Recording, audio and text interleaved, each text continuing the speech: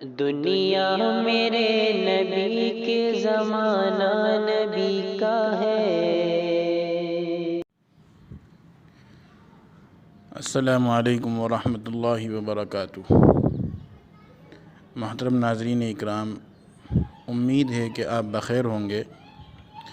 اللہ رب ذوالجلال آپ کو بعافیت رکھے۔ محترم ناظرین اکرام، آج ہم آپ کے سامنے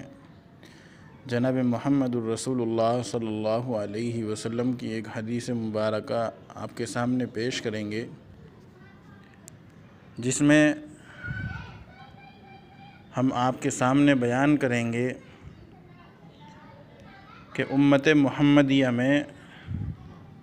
3 بدنصیب امتی ایسے ہیں کہ کل قیامت کے دن اللہ رب ذوالجلال ان کے خلاف دعویٰ کرے گا، ان کے خلاف اللہ رب ذوالجلال مدعی بنے گا۔ چنانچہ جناب محمد الرسول اللہ صلی اللہ علیہ وسلم نے ارشاد فرمایا کہ اللہ رب ذوالجلال نے فرمایا ہے کہ 3 لوگ ایسے ہیں کہ میں ان 3 لوگوں کے خلاف مدعی بنوں گا، یعنی ان پر دعویٰ ٹھوکوں گا۔ ثلاثۃ انا خصمہم یوم القیامہ، حدیث کے الفاظ ہیں۔ نمبر 1، وہ شخص جس نے اللہ رب ذوالجلال کے نام پر عہد لیا اور پھر اس عہد کو توڑ دیا، یعنی اللہ رب ذوالجلال کے نام پر قسم کھائی اور پھر اس قسم کو توڑ دیا۔ ہم مسلمانوں میں ایک بڑی تعداد ایسی ہے جو اپنی بات کو صحیح اور سچ ثابت کرنے کے لیے اللہ کے نام کی عظمت کا خیال کیے بغیر اللہ کی قسم کھا لیتی ہے۔ بہت سے لوگ جھوٹی قسم کھا لیتے ہیں اور پھر اس قسم کو توڑ دیتے ہیں، اس قسم کا پاس و لحاظ نہیں کرتے۔ اللہ رب ذوالجلال فرما رہا ہے کہ میں ان لوگوں کے خلاف مدعی بنوں گا، یعنی ان پر دعویٰ ٹھوکوں گا، اور اللہ رب ذوالجلال جس پر دعویٰ کرے اس کی آخرت کی بربادی میں کسی کو کیا شبہ ہو سکتا ہے۔ نمبر 1، وہ شخص جو اللہ رب ذوالجلال کے نام پر قسم کھاتا ہے یا اللہ کے نام پر عہد لیتا ہے اور پھر اس عہد کو توڑ دیتا ہے۔ دوسرا بدنصیب شخص جو ہے امت محمدیہ میں، وہ شخص ہے کہ جو کسی آزاد مرد یا عورت کو بیچے اور پھر اس کی قیمت کھا لے۔ غلامی جو ہے وہ پرانے ٹائم میں غلامی ہوا کرتی تھی، اس وقت غلامی کا رواج ختم ہو چکا ہے، لیکن آج بھی مردوں کو اور عورتوں کو بیچا اور خریدا جاتا ہے۔ چنانچہ آپ بازار حسن میں چلے جائیں، عورتوں کو بیچا جاتا ہے، عورتوں کے جسم کو بیچا جاتا ہے،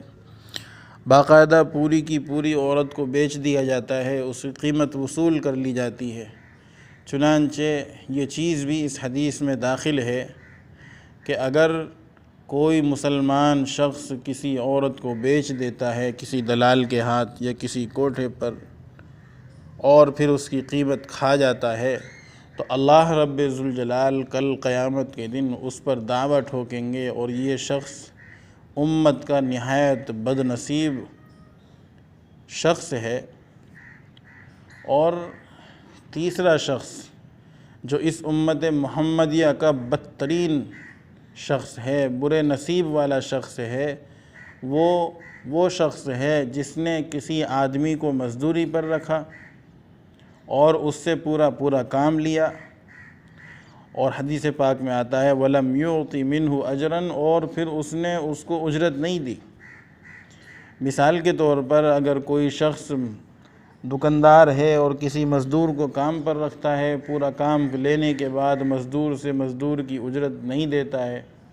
تو اللہ کے رسول علیہ الصلوۃ والسلام نے ارشاد فرمایا کہ اللہ رب ذوالجلال نے کہا ہے، یہ حدیث قدسی ہے